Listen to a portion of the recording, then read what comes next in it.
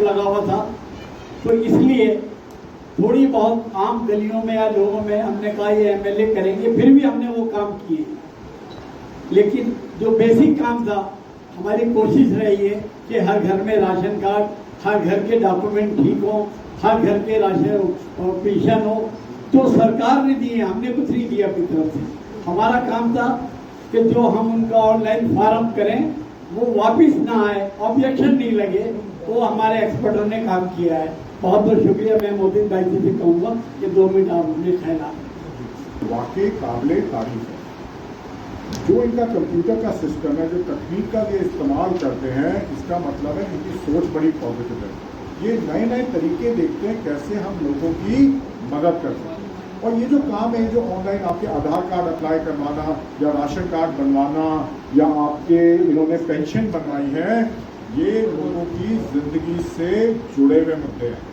अगर हम इन लोगों को सहूलियत देते हैं, उनकी तकलीफ़ें दूर करने की कोशिश करते हैं, उनकी ज़िंदगी आसान हो। नहीं तो लोग इसी में फंसे रहते हैं, भाई मेरा वोटर कार्ड नहीं बन रहा, आधार कार्ड नहीं बन रहा, पेंशन जो बहुत ज़रूरी होती है लोगों के लिए, राशन कार्ड जो बहुत ज़रूरी होती है। वाकई में आप जितना काम करते हैं, और मैं तो इनका बड़ा बारीकी से काम देखता हूँ, और मैं सच बात बोलूँगा, इनसे मैं प्रेरणा भी बहुत लेता हूँ। नहीं, ये एक सच्चाई है।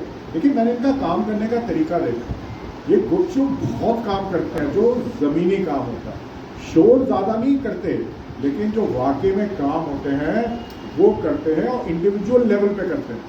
तो जिस घर में आप किसी व्यक्ति का काम करोगे वो कभी नहीं भूलता। उसको फिर प्रचार से इतना मतलब नहीं होता भाई झंडे किसके ज़्यादा है, शोर कौन मचा रहा है, या पर्चियाँ काट के उछाल कौन रहा है इलेक्शन में। उससे ज़्यादा फर्क पड़ता है जब मेरे को ज़रूरत थी, क्या वो आदमी मेरे साथ खड़ा रहा था या नहीं खड़ा रहा।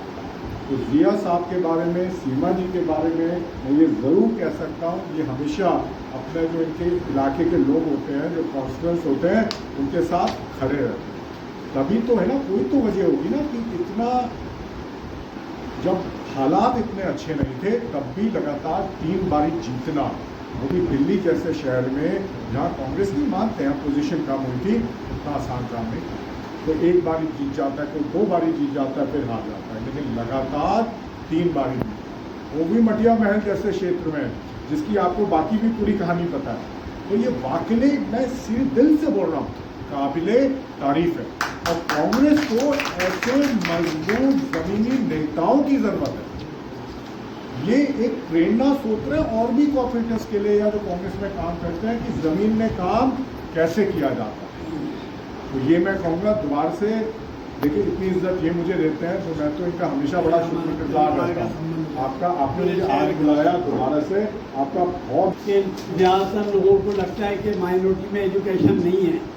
मेरा मोबाइल अगर आप चेक करोगे तो जितने हमारे इलाके के बच्चे हैं इतने एडवांस हो गए हैं कि किसी की अगर लाइट गई हुई है तो फोटो खींच के भेजते हैं, अंकल लाइट गई हुई है, और मैं रिप्लाई देता हूँ, वो थैंक्स करते हैं। और 5 जगह की चोरी बच्चों ने पकड़ी है, अंकल ये हमारे यहाँ तार डाल देता है, लाइट चली जाती है, इसका फोटो ये रहा, तो हमारा नाम मत लेना। तो मैंने बच्चों से कहा नाम तुम्हारा हम नहीं लेंगे, लेकिन जो मोबाइल का इस्तेमाल जो हो रहा है वो हमारे इलाके के बच्चे, नौजवान, पढ़े लिखे बहुत तेज़ी से कर रहे हैं, और लड़कियां बहुत तेज़ी से कर रही हैं। और कूड़े की भी, और कौन सी छत पे कूड़ा डालता है उसका भी फोटो खींच लेते हैं, तो करते हैं। तो मैंने कहा भाई इलाके के ये भी लोग हैं, तो ये समझना नई टेक्नोलॉजी, नए दिशा के साथ हम चल रहे हैं, तो बच्चे भी हमारे उसके साथ चल रहे हैं। यहाँ पर जितने भी काम हो रहे हैं, सारी मेहनत का आइडियाज़ जो मिलते हैं वो हमें मेमोटाइज से मिलते हैं। जब 10th और बर्थ का सर्टिफिकेट का मसला था तब भी इन्होंने मुझे मशवरा दिया था, और किस तरह हमने उसको कश्मीरी गेट से डिलाइट पर लेकर आए, और डिलाइट से फिर ऑनलाइन सिस्टम हुआ तो यहाँ पर क्या। और ये सबसे बड़ी बात है, साइबर कैफे में जिसके सर्टिफिकेट के 10th और बर्थ के 2000 रुपये ले रहे थे, वहाँ पर ये हम लोग फ्री ऑफ कॉस्ट यहाँ पर दे रहे हैं। सबसे ज़्यादा इन लोगों में ये ख्याल के जो महिलाएं आती हैं उनका रिक्शों का किराया बचे, जितनी गरीब की जितनी मदद हो सकती है हम लोगों ने की, और ये सब उन्हीं की दुआओं का असर है कि यहाँ पर आज मुझे मौजूद हैं, खड़े हैं आप लोग।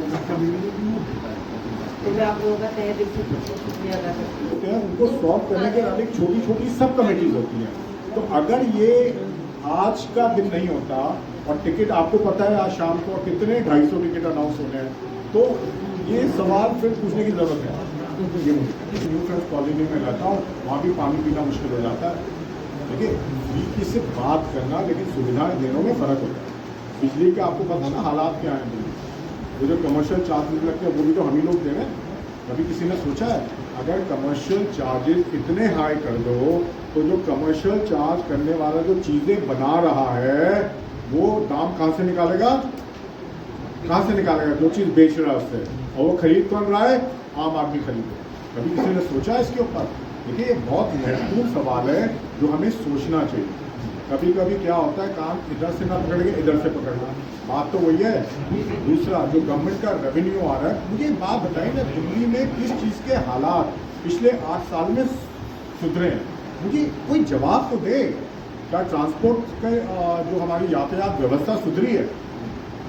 सुधरी है? कोई जवाब देगा मुझे इस चीज़ का? नहीं सुधरी। मेट्रो फेज बाउंड्री आपको पता होना चाहिए, पहली बारी